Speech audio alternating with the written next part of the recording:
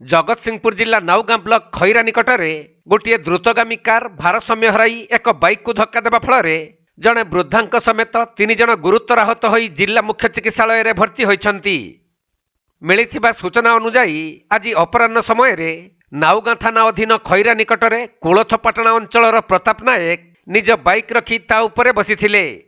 एही समय विपरीत दिगरु आसुथबा एक द्रुतगामी कार भारसाम्य हराई उक्त बाइकटी को धक्का देवा सहित स्थानीय मंदिरर मंडपर पिटी होई उलटी पड़िथिला। तेणु सही कार रे थिबा 2 जन व्यक्ति और जड़े वृद्धा गुरुतर आहत होइथिले। परे स्थानीय लोक माने सेमानकु उद्धार करी एक 108 एम्बुलेंस जुगे जगतसिंहपुर जिला मुख्य चिकित्सालय को पठाइथिबा सूचना मिलिछि, किंतु गुरुतर आहतंकर परिचय मिली पारि नाही।